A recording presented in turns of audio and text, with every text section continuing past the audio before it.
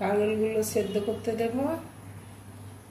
সেদ্ধ করে নিয়ে এই বীজগুলো বাইরে বের করে নিয়ে এটা একটা রেসিপি করব। সব সেদ্ধ করে নেব। ঢাকা দিয়ে দিচ্ছি। সেদ্ধ হয়ে গেছে, নামিয়ে নেব। পোস্ত, সর্ষে, কাঁচা লঙ্কা,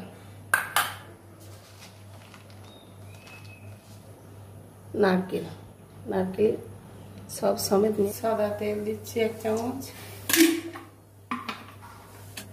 এই পেস্টটা করলাম সর্ষে, পোস্ত, নারকেল, লঙ্কা ভেজে নেব।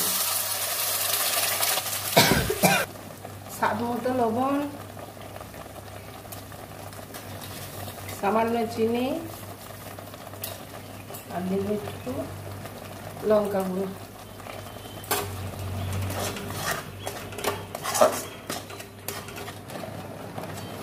হলুদ গুঁড়ো, জিরে গুঁড়ো দিয়েছি সামান্য। এইভাবে বের করে নেব। এই বীজগুলো একটু বেটে নেব, শাঁস বীজ, এটা ভেজে নেব। হয়ে গেছে, নামিয়ে নেব। এইভাবে একটা একটা করে পুরো করে নেব। এইভাবে একটা একটা করে ভরে নেব। এইভাবে সব রেডি করে নিয়েছি, একটা একটা করে আমি ভেজে নেব।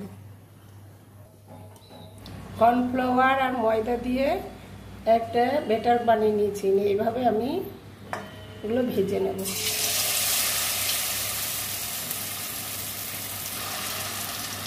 তো ভাজা হয়ে গেছে, তুলে নেব।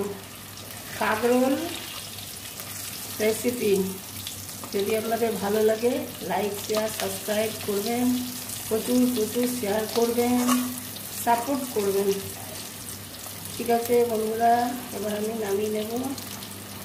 রেডি। খুব বড় রেসিপি। বন্ধুরা ভালো লাগলে এটি করে খেয়ে বলবেন কেমন হয়েছে।